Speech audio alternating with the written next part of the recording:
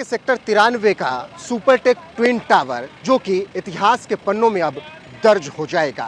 इस टावर के बनने की कहानी और ढहने की कहानी बेहद दिलचस्प है।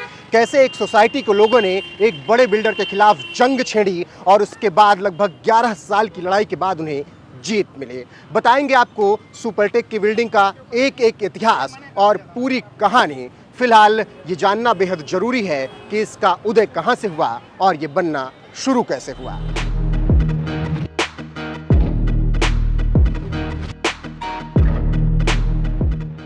ये साल था 2004। नवंबर में नोएडा के सेक्टर 93A में सुपरटेक एमराल्ड कोर्ट के लिए जमीन का वितरण किया गया था। इस प्रोजेक्ट के लिए नोएडा अथॉरिटी ने सुपरटेक को लगभग 84 वर्ग मीटर की जमीन का वितरण किया था। साल 2005 में योजना को मंजूरी मिली और कुल 14 टावरों और एक शॉपिंग कॉम्प्लेक्स के निर्माण को मंजूरी दे दी गई थी।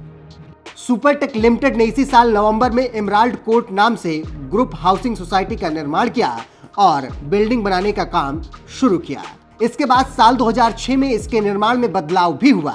दिसंबर 2006 में 11 फ्लोर के 15 टावरों में कुल 689 फ्लैट्स के निर्माण के लिए प्लान में बदलाव किया गया।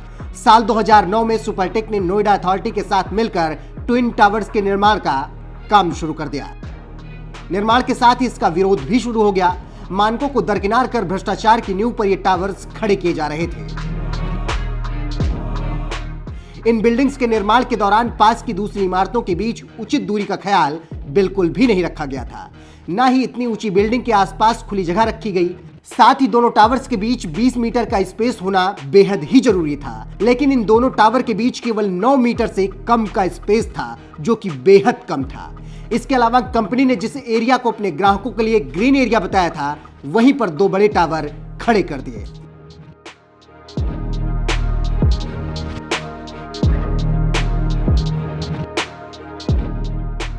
सुपरटेक ने अपने बायर्स को अंधेरे में रखा। मानक के अनुरूप बिल्डिंग नहीं बनाई गई और बड़े बड़े घोटालों को अंजाम दिया गया। धीरे धीरे भ्रष्टाचार की पोल खुलती गई और मामला इलाहाबाद हाई कोर्ट में पहुंचा, जहां बार इलाहाबाद हाई कोर्ट में सुनवाई के दौरान ट्विन टावर को गिराने का आदेश दे दिया। इसके बाद सुपरटेक के बिल्डर्स सुप्रीम अदालत पहुंचे, जहां पर लंबे वक्त तक सुनवाई चली और आखिरकार सुप्रीम कोर्ट ने भी इलाहाबाद हाई कोर्ट के फैसले पर मुहर लगा दी, यानी ट्विन टावर को ध्वस्त करने का आदेश दे दिया।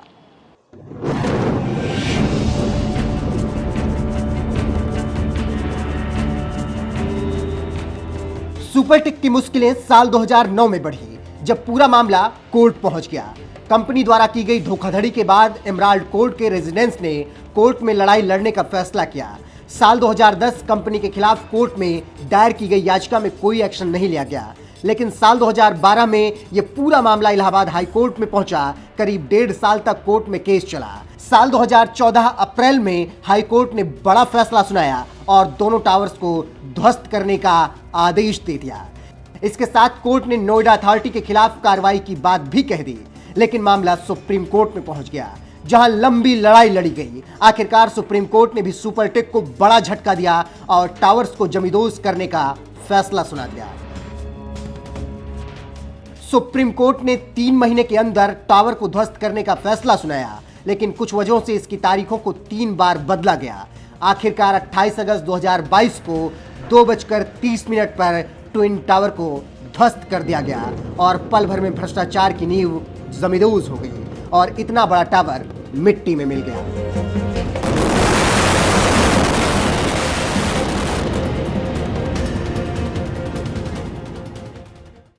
ट्विन टावर के ध्वस्त होने की कहानी बड़ी दिलचस्प है। दोनों फ्लैट में मिलाकर कुल 915 फ्लैट्स हैं और इन 915 फ्लैट में एक फ्लैट की कीमत लगभग 1,13,00,000 रुपए है। लगभग 633 फ्लैट ऐसे हैं जिनकी बुकिंग हो चुकी है। इस प्रोजेक्ट से कंपनी को 1200 करोड़ रुपए की कमाई होनी थी। ऐसे में जिन्होंने फ्लैट का पैसा दिया था, उनका क्या होगा, ये जानना भी बेहद ज़रूरी है। फिलहाल आइए इस रिपोर्ट में समझते हैं कि बायर्स जिन्होंने पहले से फ्लैट बुक करा रखा था, उनके लिए क्या नियम होंगे।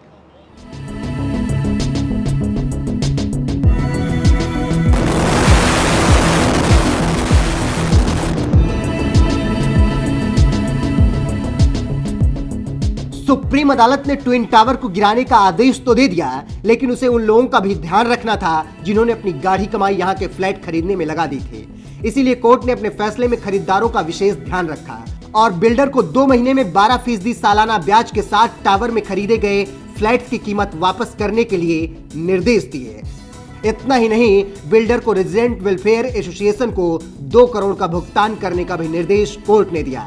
ऐसे में जिन लोगों ने ट्विन टावर्स में अपने फ्लैट लिए थे, उन्हें घबराने की कोई भी जरूरत नहीं है। उनका पैसा उन्हें ब्याज सहित सुरक्षित मिल जाएगा, क्योंकि आदेश सुप्रीम कोर्ट का है। कहते हैं भ्रष्टाचार की दीवार और बेईमानी की मीनार कितनी भी ऊंची क्यों ना हो, उसकी उम्र बहुत ज़्यादा लंबी नहीं होती है।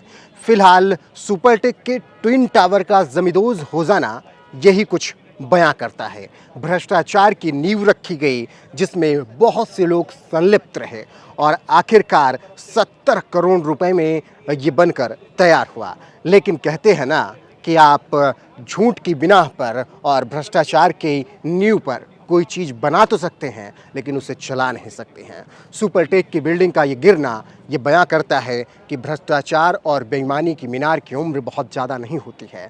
70 करोड़ की लागत में सुपरटेक का ट्विन टावर बना और अब 20 करोड़ रुपए लगाकर उसे गिराया जा रहा है। फिलहाल ये तस्वीरें आप जो देख रहे हैं वो ये बयां करने के लिए काफ़ी हैं और बता रही हैं कि हाँ, ट्विन टावर का गिरना निश्चित तौर पर उन सब के मुंह पर तमाचा है जिन्होंने भ्रष्टाचार किया था। इसमें चाहे तत्कालीन सरकारें रही हों या फिर अफसर रहे हों या फिर वो व्यापारी या फिर बिल्डर। आपको बता दें कि भ्रष्टाचार की ये इमारत तो गिर रही है, लेकिन सबसे बड़ी बात ये है कि इसमें संलिप्त जो थे उनके ऊपर कार्रवाई क्या होगी, उन अफसरों पर क्या कुछ शिकंजा कसा जाएगा, सरकार पर क्या कुछ शिकंजा कसा जाएगा। ये देख लीजिए, आपकी जो सुपरटेक की बिल्डिंग गिर रही है, केवल 9 सेकेंड और पूरी की पूरी बिल्डिंग धड़ाम। और ये गुबार जो उठा है ये बयां कर रहा है भ्रष्टाचार की वो नींव आज गिर चुकी है, जो कि तत्कालीन सरकारों के वक्त बनी थी, जो कि अफसरों और बिल्डरों के भ्रष्टाचार की नींव पर बनाई गई थी। ये गुबार बता रहा है कि भ्रष्टाचार की ये नींव आज जमींदोज हो गई है। और साफ तौर पर कहें तो आप झूठ और भ्रष्टाचार फरेब करके कोई इमारत तो बना सकते हैं, लेकिन उसे चला नहीं सकते हैं। फिलहाल 9 सेकेंड और केवल 9 सेकेंड में इतने लंबे वक्त की मेहनत जो रही इस बिल्डर की, वो अब ध्वस्त हो चुकी है। ये भ्रष्टाचार की जो चीज़ें रहीं वो आज जमींदोज हो चुकी हैं। केवल 9 सेकेंड लगे और गड़गड़ाहट के साथ जिस तरीके से 9 सेकेंड में इस बिल्डिंग को ध्वस्त किया गया, अब पूरी तरीके से आसमान पे धुएं का गुबार छाया हुआ है। और ये बताने के लिए काफ़ी है कि निश्चित तौर पर आप जो भ्रष्टाचार करते हैं, कभी ना कभी उस पर लगाम जरूर लगती है। फिलहाल केवल 9 सेकेंड लगे और 9 सेकेंड में इसे ध्वस्त कर दिया गया। फिलहाल ये तस्वीरें बयां करने के लिए काफ़ी हैं। और एक बार फिर कहूँ तो साफ तौर पर यही कहा जा सकता है कि उम्र बहुत लंबी नहीं होती है भ्रष्टाचार और झूठ की, और ये तस्वीरें उसकी बन गई हैं। फिलहाल कैमरामैन अरुण के साथ Rohit Pandey, sector 93, twin tower, Supertech.